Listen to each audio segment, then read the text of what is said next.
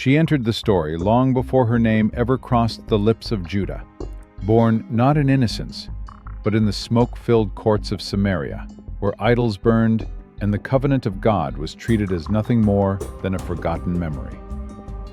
Athaliah was the daughter of Ahab and Jezebel, shaped in the very furnace of Israel's rebellion, raised beneath a roof where Baal's name was exalted higher than the Lord's, and where the throne itself trembled under the weight of wickedness. She was Jezebel's child, bearing not only her mother's blood, but her mother's fire, her mother's hunger for dominance, her mother's cold defiance of the God of Israel. If Jezebel was a storm, Athaliah was the thunder that followed. If Jezebel sowed darkness in Israel, Athaliah would one day unleash it upon Judah. Her marriage to Jehoram, the son of King Jehoshaphat, was not merely a union of two royal houses. It was the crossing of two kingdoms in opposite spiritual directions.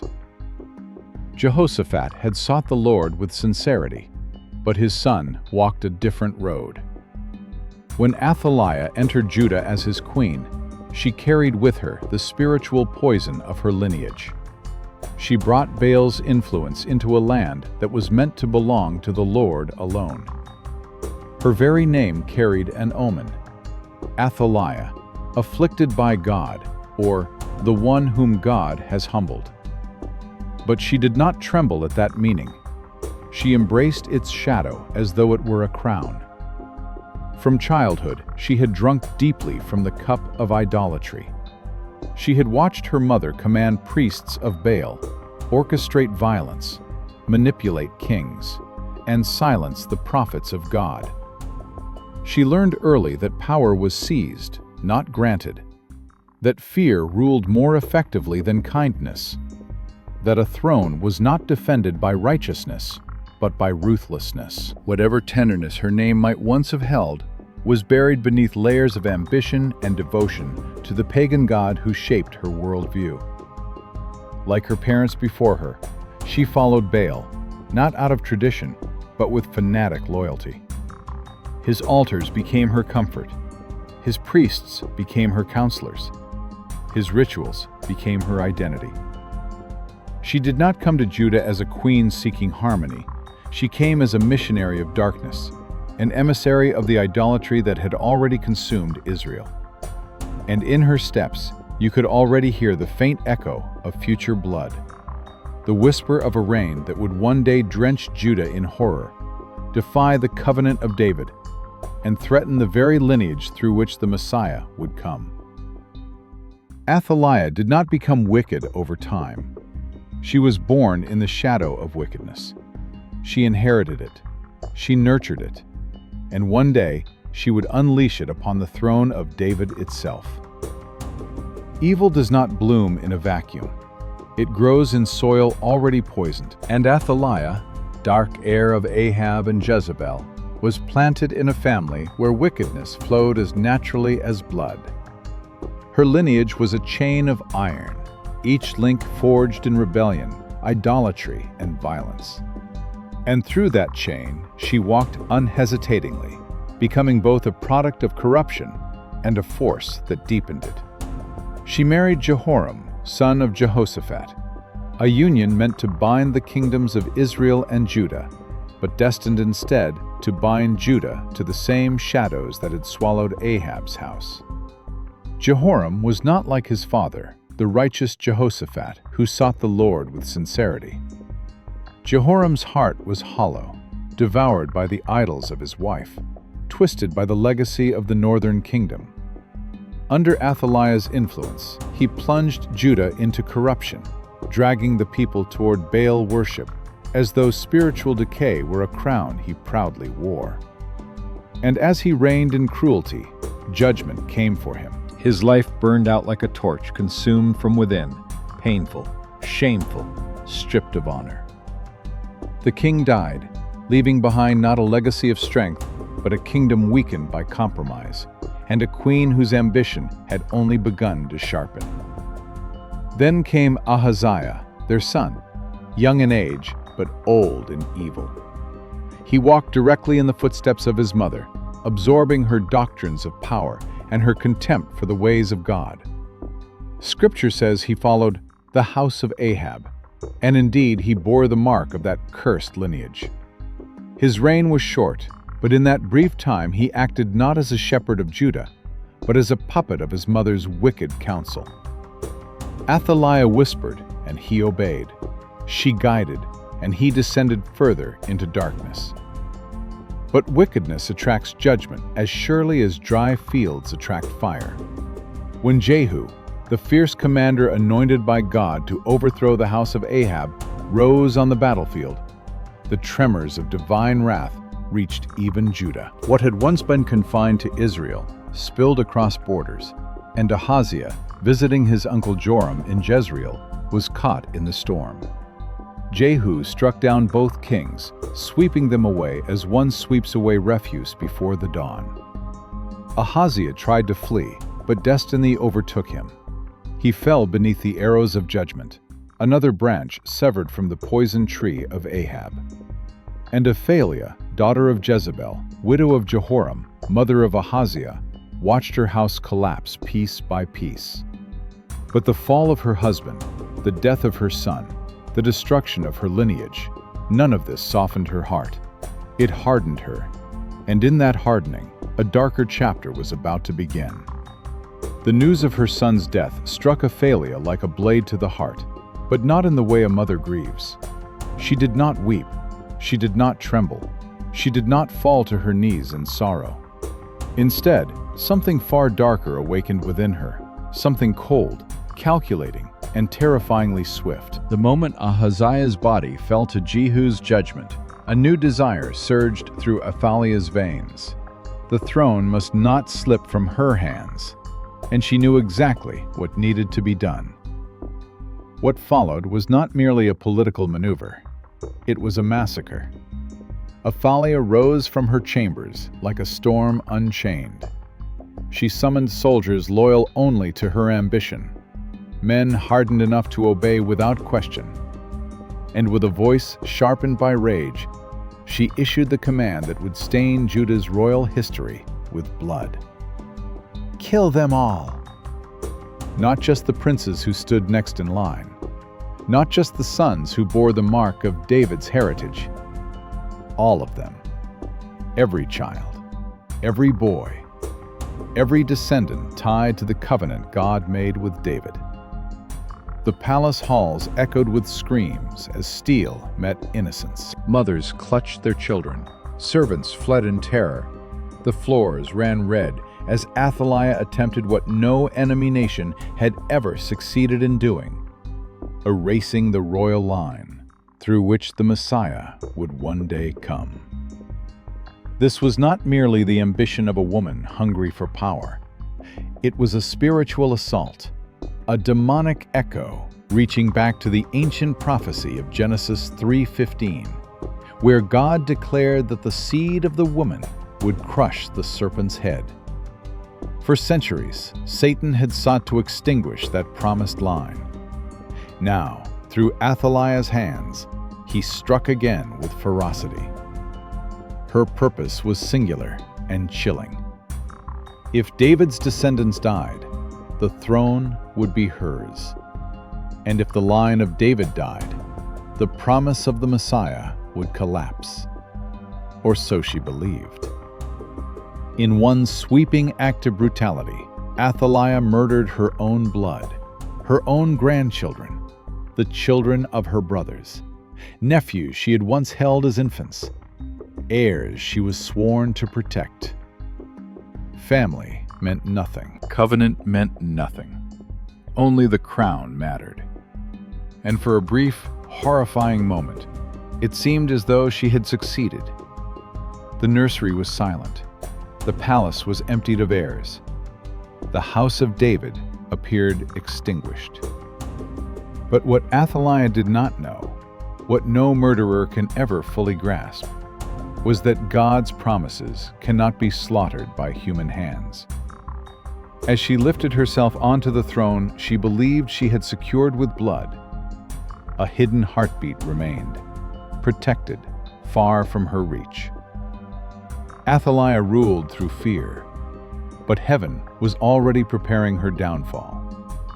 For no throne built on the bones of children can stand, not when it challenges the covenant of the living God.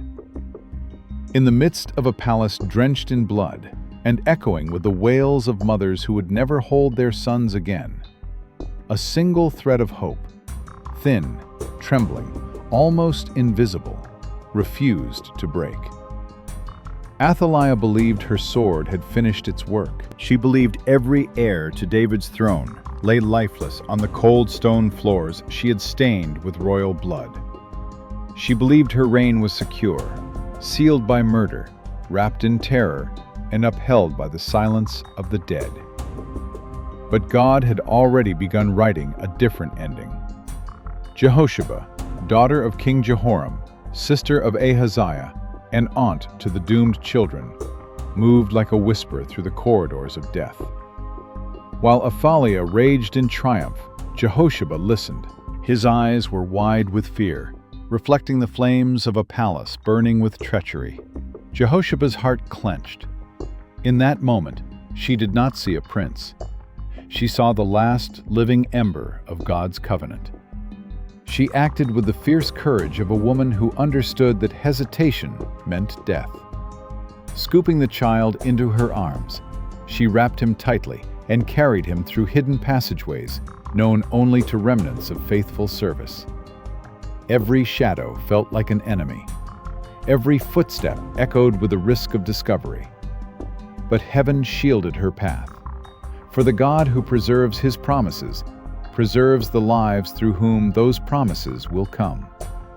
Jehosheba fled to the one place Athaliah never dared to cleanse with blood, the sanctuary of the Lord. Within the temple's sacred walls, where the scent of incense battled the stench of a nation's sin, Joash found refuge. There, in chambers meant for priests rather than princes, Jehosheba hid him.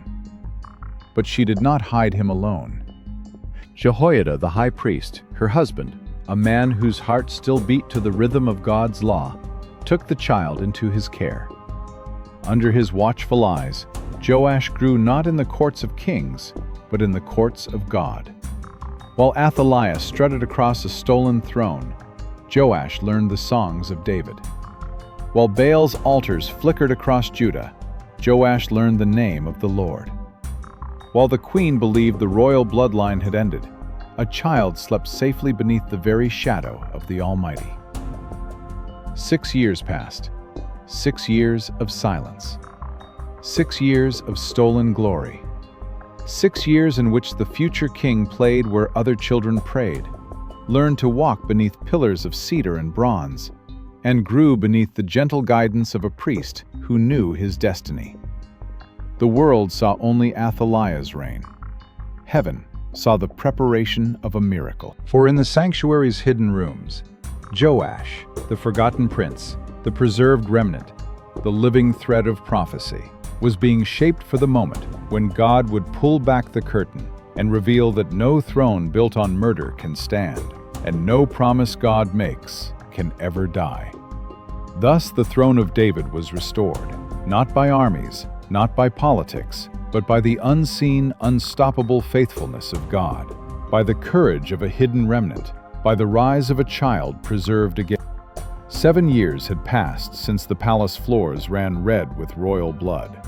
7 years since Athaliah seized the throne with a fury that stunned heaven and terrified Judah. She believed her reign unshakable, her enemies silenced, her power absolute. But hidden within the sacred shadows of the temple, the true king had been growing, quietly, patiently, under the watchful eyes of the priest Jehoiada. And now the appointed hour arrived. Jehoiada, old in years but unbroken in faith, summoned the captains of the guard, the Levites, and every faithful heart still loyal to the covenant of David. In secret chambers, beneath torchlight that flickered like prophecy awakening, he revealed the truth long concealed. The Son of the King lives. A gasp rippled across the room. Shock first, then joy, then fierce determination. These men had watched their nation stagger under the weight of Athaliah's tyranny. But now, hope stepped out of hiding. With military precision guided by the hand of God, Jehoiada stationed guards around the temple, shields glittering, spears raised, hearts thundering with purpose. Then he brought forth Joash, the boy once marked for death, now standing at the threshold of destiny. He placed upon his head the crown of David. He put into his hands the scroll of the law. And before priests, captains, and crowds swelling like a rising tide, Joash was declared king. Trumpets exploded like thunder. The ground shook under the roar of thousands. Voices rose upward like a storm breaking. "Long live the king! Long live the king!" The sound pierced the city and tore Athaliah from her chambers. Enraged, confused, she ran toward the temple, her steps frantic, her rule unraveling with every heartbeat. When she entered the courts and saw the crowned child standing at the pillar, surrounded, celebrated, protected, her voice shrieked through the chaos. "Treason! Treason!" But no one answered. No one bowed. No one stood with her. For the first time, Athaliah saw herself clearly, not as queen, but as usurper, not as ruler, but as murderer, not as chosen, but condemned. Jehoiada lifted his hand. Soldiers surged forward. Yet even in judgment, the priest honored the holiness of God's house. He commanded that Athaliah not be slain within the temple. Its stones would not be polluted with the blood of a woman who had defiled Judah. They dragged her through the streets she had ruled with terror, past families torn by her cruelty, past the palace she had stolen through murder. At the horse gate, symbol of royal power and military pride, the sentence fell. Steel flashed, a scream cut short, and the reign of Athaliah ended where it had begun, in violence. No mourning, no honor, no legacy, but infamy. Against all odds, darkness collapsed, covenant triumphed, and Judah breathed again. Beneath the crumbling stones of Judah's history, Athaliah stands as a chilling reminder of what leadership becomes when severed from righteousness. When a throne is sought not as a calling, but as a conquest. In her rise and fall, Scripture carves out a warning sharper than any sword, a portrait of authority twisted by selfish ambition until it devours everything in its path. Athaliah was not merely a queen who sinned. She was a ruler consumed. Her hunger for power was so fierce, so blinding, that she lifted her hand against the very blood of her own lineage. She slaughtered princes not because they had rebelled, not because they had sinned, but because they stood between her and the crown. Every child she killed was a mirror reflecting her corruption. Every cry silenced was another step she took into the darkness she embraced.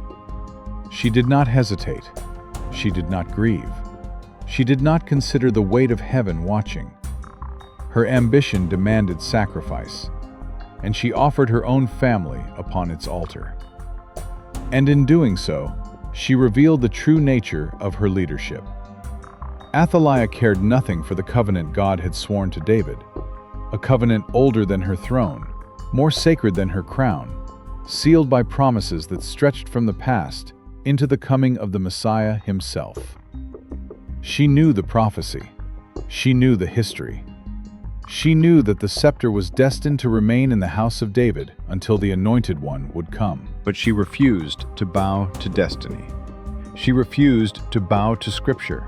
She refused to bow to God.